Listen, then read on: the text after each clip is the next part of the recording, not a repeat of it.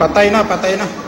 Duguan at wala ng buhay si Monico Basco manansala ng datnan ng kanyang mga kapwa Pinoy sa ikatlong palapag ng tinitirhang gusali sa Riyadh. Sa baba ng hagdanan, makikita naman ng kapwa Pinoy na nanaksak umano kay Manansala na duguan din. Wala, napatay na.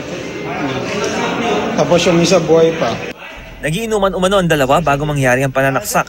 Kwento ni Kay, asawa ng biktima, katatapos lang nila mag-chat ng kanyang mister nang mangyari ang krimen. Nakaiga po siya eh. Nakatulog siguro siya. Tapos ayun, pinagsasaksak daw po. Nakatakbo pa raw ang biktima pero hinabol pa rin ang suspect. Nakaiga na po yung asawa ko, pinagsasaksak pa din po sa dibdib tsaka sa lalamunan.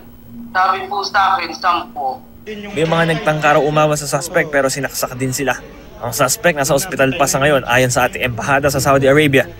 Sinaksak daw po yung sarili niya tapos tumalon po sa 3rd floor. Nag-50-50 po siya eh. Kung ako po yung tatanungin nila, gusto ko mabitay din po yun. Kung anong ginawa sa asawa ko, gawin din sa kanya.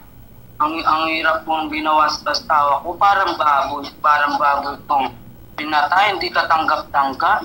Iniimbestigahan pa ang motibo sa pagpatay. Pero ayon kay Kay, inakusahan ng suspect ang mister niya na sinisiraan siya nito. Nakikipag-ugnayan ng Overseas Workers Welfare Administration sa mga kaanak ng biktima. Bam Alegre, GMA News.